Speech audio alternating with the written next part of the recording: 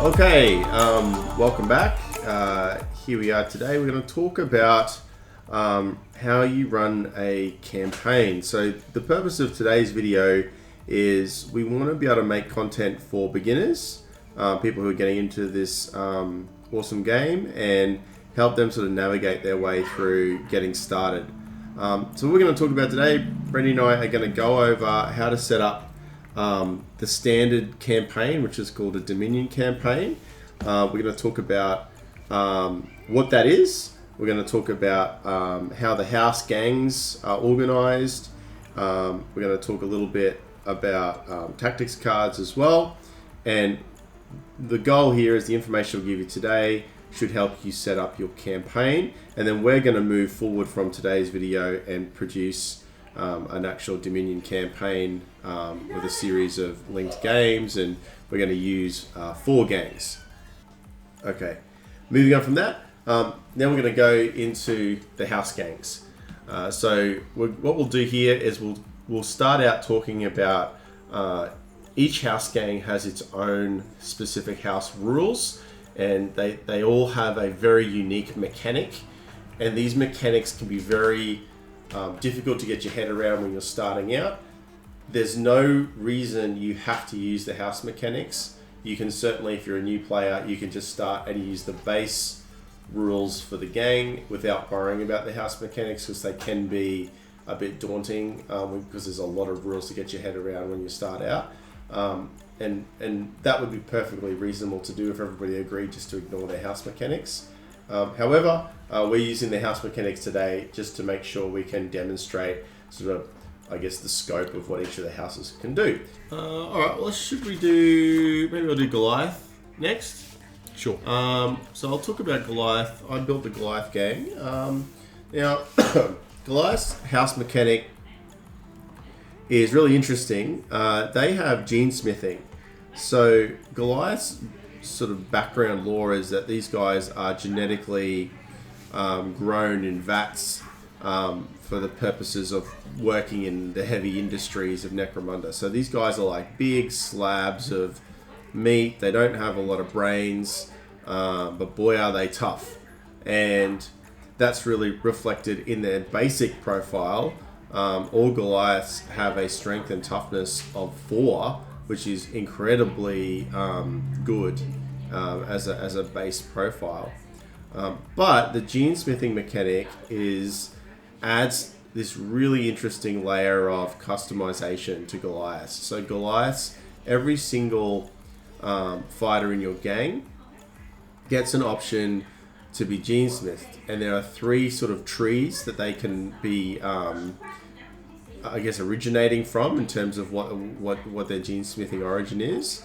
And so you pick one of those 3, and then once you have picked one of those, you can then buy an upgrade for any regular model, any ganger, or you can buy 2 upgrades for any character model, champion or leader. And these give you this really interesting level of customization. Now, some of these upgrades as well, they're called upgrades, but they're actually they actually give negatives, negative characteristics or other changes to the character's profile. And you might say, well, why would I take that? Well, because it actually saves you credits. So sometimes you give some of your weaker fighters negatives to earn some more money, and then you can spend that money on other things that you want. So basically, I've gone through my gang and I've tried to do a few interesting things to show what you can do with it. So I'll start with the Forged Tyrant. The Forged Tyrant is the leader. His name's Killer Krun, and he's going to have the standard loadout that comes in the base kit, which is a power hammer, custom plasma pistol, and stub pistol combi weapon. And then I've given him the skill of True Grit. So True Grit means whenever you're trying to hurt him, you roll one less die for the amount of damage that you've done. It makes him a bit more resilient. And then I've given him the Vatborn gene smithing tree, and the Vatborn one is the most common one you'll see because it's free. The other 2 gene smithing trees cost a lot more creds to buy for your Goliath, but the Vatborn is free. and then you can still pay for the upgrades. So I gave him 2 upgrades. I gave him dermal hardening, which is a lot of people really hate dermal hardening when they're playing Goliath, because a lot of Goliath players will just take it on everything because it's a +1 to their toughness. Now, once you start playing Necromunda, you'll realize to earn enough experience to get +1 toughness. I think it's like 9 XP. I think, isn't it, Brendy? Or is it even higher than that? Toughness here is 9. It's really high. So it takes a lot of high. XP to get a toughness upgrade on a model. And you can just buy it for like 10 credits on any Vatborn on any Vatborn model. So it's like a really easy go-to to make your starting gang for not many credits. It's better than armor. Like, why buy armor when you can just have a toughness 5 model, which is going to be almost impossible to wound with a basic weapon. Wow. I mean, it's It basically pushes your dice roll from being a 50-50 to a higher percentage. Most weapons are now only wounding on 5s. Yeah. Some even your slightly better weapons, which are strength 4, become 5s as well. Yeah. So it gives you this really strong starting position, but I haven't done that because I think that's maybe a little bit too gamey, and I also just want to show different things. Everybody will do it. Dave. Everybody will do it. So I gave him dermal hardening though, so it gives my leader toughness 5. And so I went with resilience with him. And I gave him this other really cool upgrade called hyper healing. And hyper healing means when you're rolling for recovery, you get to roll an extra dice, basically. So it's increasing the chances that he's just going to get a flesh wound if he's injured. And of course that will stack if someone's trying to help him recover, or if you give him a bio booster later, or other things that can increase the number of dice you're rolling for recovery. So I've gone with like resilience for my leader. He's a very scary fighter though, in his own right.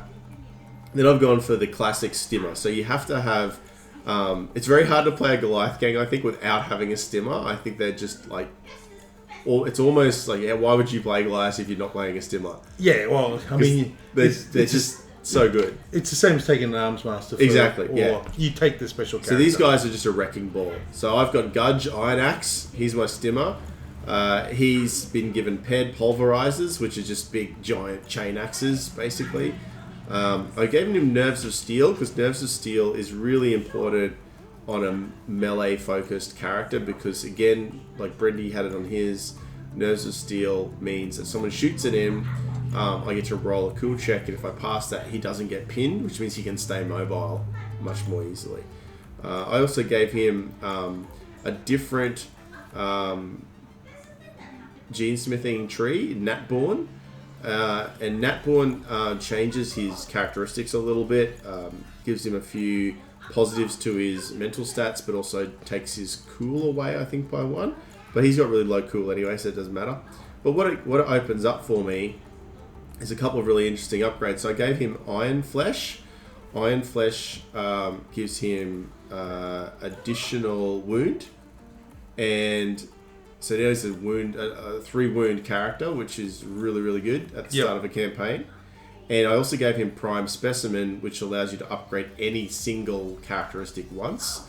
And I gave him +1 movement, because being a melee focused, like he just doesn't have guns, so his whole job is to run forward and kill things. Punch in the face. So and all the Goliaths start with movement 4, except for the really low, like the bullies and the prospects. So I need him to be more mobile earlier to try to get those early kills. And the reason I made him Natborn is also because being Natborn means he can later on take a different primary skills tree. And I'm thinking about, in the long term, maybe making him an infiltrator. No, just even more scary. Which will make him even scarier. Okay, and moving on from him, I've got... I didn't get a second champion because, I mean, these guys are so expensive.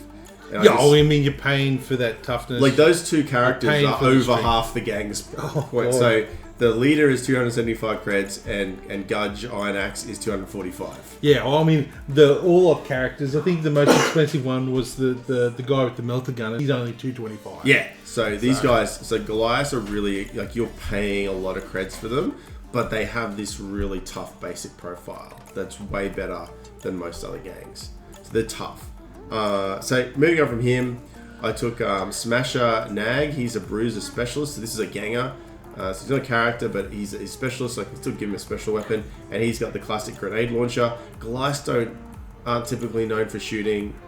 You need some long range support. Grenade launchers are great. So I took a grenade launcher on him. I also made him a Natborn and gave him Prime Specimen, which is a fair bit of money to sink into a specialist.